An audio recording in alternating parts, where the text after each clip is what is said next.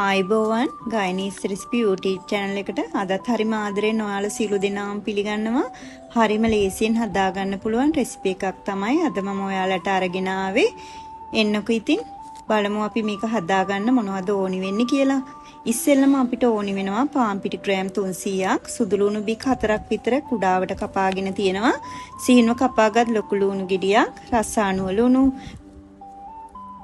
කුඩාවට කපාගත් කරපිංචා, වියලි මිරිස් කරල් 4ක් කපාගෙන තියෙනවා. බිත්තර 3ක් අපිට ඕනි වෙනවා. අබතේ හඳි බාගෙකුත් අපිට ඕනි වෙනවා.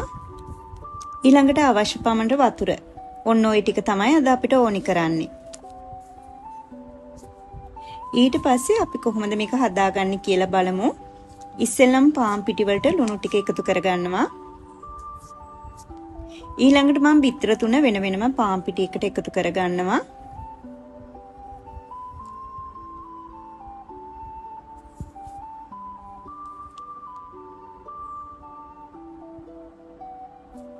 ඊළඟට මම පාන් පිටි එකට වතුර ටික ටික එකතු කරගෙන තරමක උකු බැටර් එකක් හදාගන්නවා.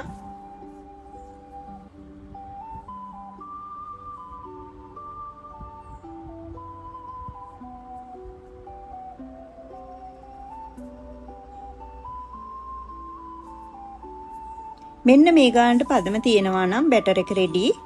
ඊළඟට මම හදාගත්තු බැටර් එක පැත්තකින් තියාගන්නවා. දැන් මේ විදිහට පෑන් එකක් ලිපේ තියාගෙන තෙල් මේස හැරි 3ක් විතර එකතු කරගන්නවා. දැන් තෙල් ටික රත් වුණාම අබතේ හැඳි භාගෙත් එකතු කරගන්නවා.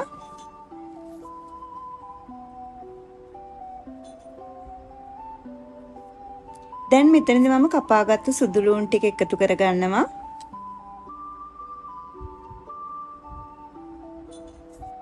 ඊළඟට මම වියලි මිරිස් ටික, ලුණු, කරපිංචා ටික එකතු කරගෙන හොඳින් ටෙම්පරාදු කරගන්නවා.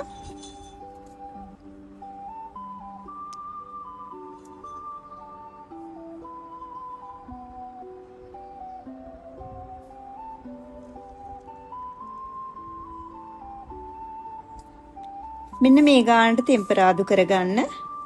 ඉතින් දැන් මම මේ ටෙම්පරාදුව බැටර් එකට එකතු කරගෙන හොඳින් කවලම් කරගන්නවා.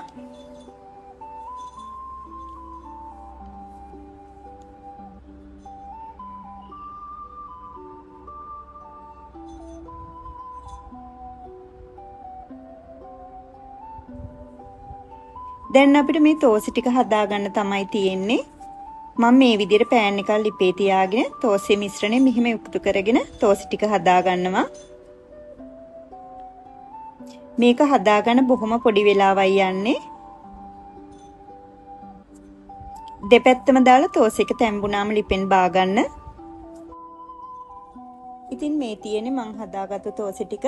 මේක හරිම රසවත්. ඒ වගේම හරිම ලේසියෙන් මේක ඔයාලට උදේට රැට හදාගන්න පුළුවන් රෙසිපි එකක්.